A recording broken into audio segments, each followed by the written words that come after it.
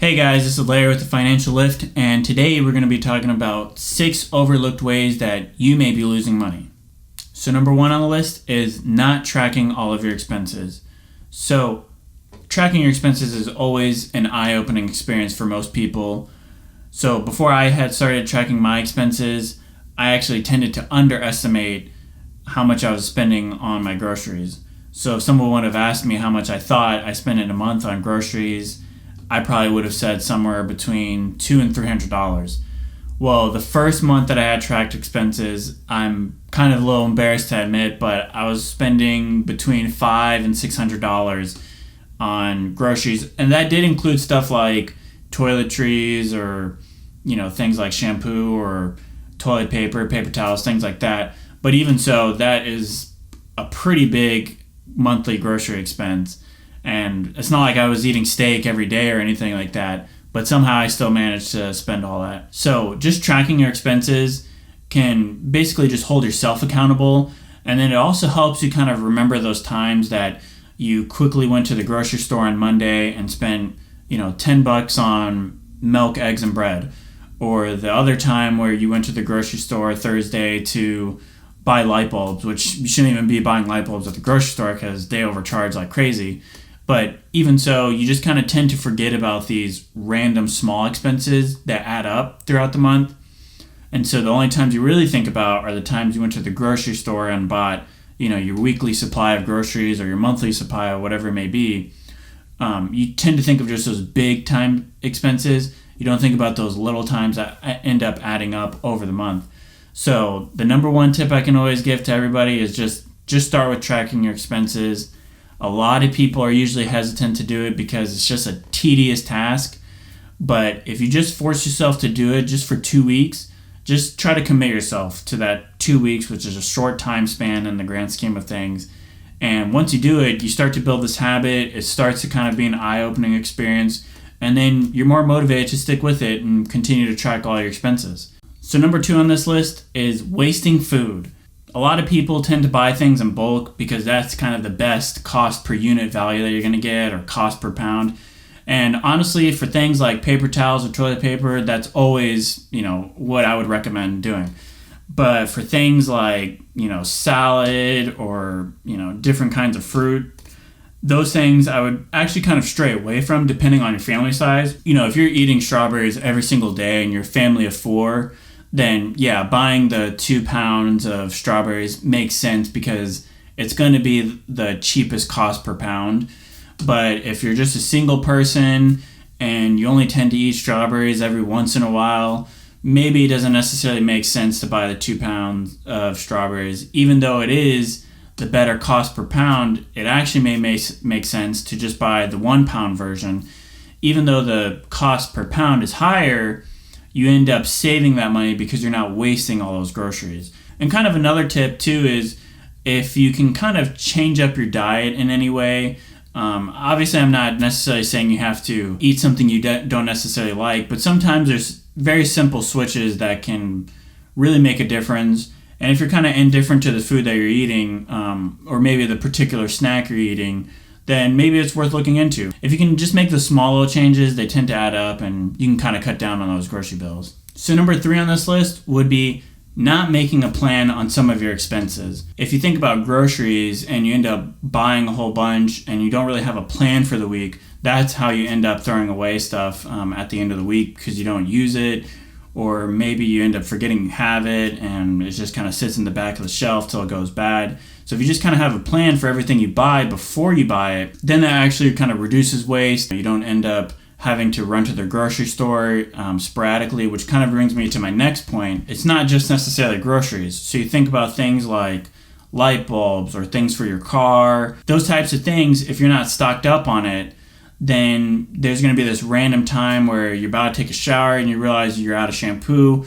Well, you don't want to run to the grocery store that's the cheapest because it's a little bit, inconvenient. Maybe it's too far away. And you'd rather go to the corner store that's well lit or whatever it may be. Well, you think about stores like Walgreens. I mean, they're charging like $5 a gallon for milk, which to me is just insane. And I always think to myself, well, who's buying this? But then, there's times where that does happen, even to myself, where I go down to Walgreens, I'm like, well, I have to buy something here because I don't want to go out of the way of going somewhere further. But I've realized that does end up, costing quite a bit of money, and it's actually worth it for me to just go to the hassle and, go further away to wherever the cheapest option is.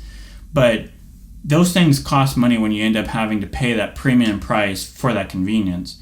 So what I kind of recommend to combat this is anytime you're kind of almost out of something, just make a note to yourself. The moment that I notice that, hey, I should probably buy more, ketchup or whatever it is, I write it down on my phone because I know that I'm going to forget. And then sometime down the road, I'm going to be, having fries and want some ketchup and I'm out. So definitely, make sure you have a plan for how you're going to keep track of not running out of stuff, making sure that you always have a plan for every single expense. So number 4 on the list is buying a replacement when you don't necessarily need to. So anytime you're about to buy something, especially if it's feeling like an impulse buy, you should kind of take pause and think about why is it that you're buying that purchase. Even if it's something like, oh, I feel the need to go to the movies with friends, or, I feel the need to buy this $50 jacket to give as a gift.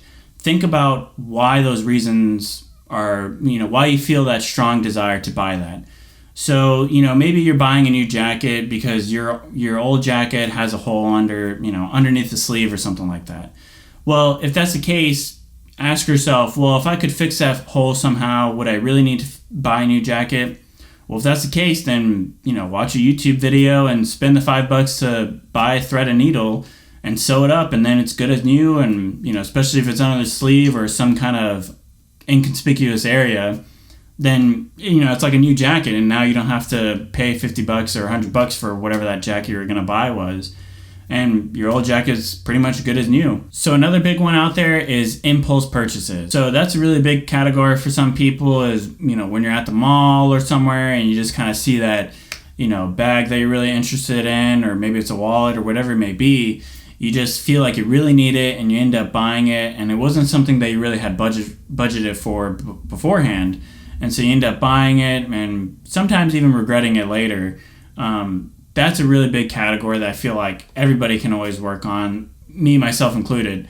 But one of the ways that I kind of combat that is just telling yourself, you know what, if this is something I really want, then I'm going to still end up wanting it a week from now. So why don't I just kind of table it for now and then come back in a week and buy it? And sometimes when you go home, you realize, hey, this week, I ended up not really noticing that I didn't have that one thing that I really thought at the time I needed. So then you realize, I don't need that new jacket or whatever it may be. And you just save some money right there. Or even in some cases, you come home, you think about that, new bag that you were interested in, but you do some research while you're at home and you realize, well, that bag has some bad reviews, or maybe there's a cheaper deal somewhere else. Well, you wouldn't have known that had you just bought it right off the bat. So I definitely just recommend there's kind of no reason to just wait, even just a day or 3 days. Just try to set some kind of limit to going back to it, right? So, I don't think it's necessary to be extreme and be like, you know what, if I find something I want, I'll come back in a month to buy it. Because then what ends up happening is you just don't even abide by the rule. You just end up impulse buying it right then and there because it's kind of crazy to follow this 1 month rule. So just something kind of reasonable, even 3 days, I think is kind of the sweet spot to go home, research it, look into it, see if it's something you really need. And then if it is, maybe even take it a step further. Maybe try to use it as some kind of way to encourage you to hit those financial goals. So maybe you tell yourself, well, if I eat out only one time this month, then I'll reward myself with that bag that I was really interested in. Or maybe if I, work an extra hour of overtime, then I'll reward myself with that bag. Once you're actually at that point where you realize, hey, I decided I wanted it, I researched it, this is the cheapest and best option, then try to use it as some kind of tool to, encourage you to hit those financial goals. There are some other more extreme ways that people kind of take to stop themselves from impulse purchasing. I know people out there, they do these things where they freeze their credit card in the freezer. And so then when they end up wanting something, they can't, buy right away. I don't necessarily think those are cases, because they just end up sounding silly, and so you don't end up doing it. I think just telling yourself the 3-day rule is definitely a good one. Or another thing is you just have a friend with you that holds you accountable. If you go to the mall with a friend constantly, tell them, hey, if I end up trying to impulse buy something, I want you to hold me accountable to it. You hold me accountable to this 3-day rule that I'm trying to set for myself. Some people, they don't necessarily want to do that. They don't want to necessarily tell a friend that they're, trying to cut back on expenses. So there's other solutions that you could do. For example, just take the money you need or preset in your mind that you're willing to spend for the weekend. So if I'm going out to a bar or the mall or whatever it may be, just bring some cash with you. Put $20 in cash in your wallet and take your driver's license, and that's all you need. And so then there's not really any way for you to buy a $50 jacket that you didn't end up needing because you took your credit cards or whatever it may be. You took it all out of your wallet, so all you have is that $20. So that's kind of a easier, simpler solution. Best case scenario, you can just not bring any money with you, and then it removes the impulse buy altogether. But, I think some people, they like to carry cash or carry some form of purchasing, like a credit card or something like that, which I understand, but, try to prevent yourself as much as possible to even be in those scenarios where you feel the desire to impulse purchase. So that's kind of it as far as the different ideas I have of overlooked ways that, some people are spending money. Not all these tips or ideas are going to apply to everybody. In some cases it may be wasting food, and those tips work really well for you.